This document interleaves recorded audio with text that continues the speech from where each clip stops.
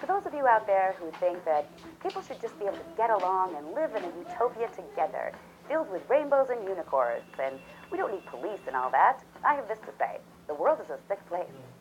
Need some proof?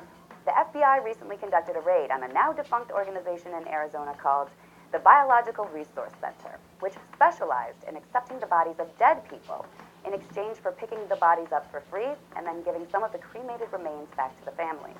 But not all of the remains, because the company kept a lot of different body parts, which they would then sell. The families would donate their loved ones' bodies thinking that they were getting the cremation for free and that their loved ones' bodies would be used in part for scientific research to help cure diseases. But apparently the Biological Resource Center was not exactly on the up and up. 33 plaintiffs sued the company, saying that their family members' bodies were obtained through false statements and that the company did not store, treat, or dispose of the bodies with any of the dignity or respect that the company promised. As a result, Arizona passed a law saying that body donation companies have to get a state license, but the law has yet to be implemented. However, a national criminal investigation was started, which led to the FBI raiding the Biological Resource Center.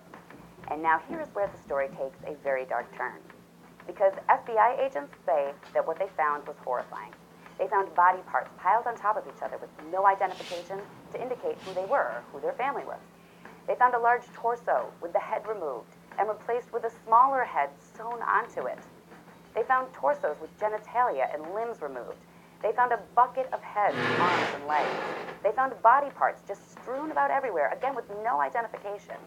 They even found a cooler filled with penises. So there were just body parts everywhere and in really awful configurations, and the families of the people had no idea this was what happened to their deceased loved ones. Even worse, many of them thought it was just a cremation place. They didn't realize the company was selling their loved ones' body parts at all. That is some pretty sick stuff right there, that people are actually able to do this. So, the next time you're sitting there thinking, we don't need cops, we can get along together with rainbows and unicorns and all that. Next time you're thinking that, just remember this creepy little story.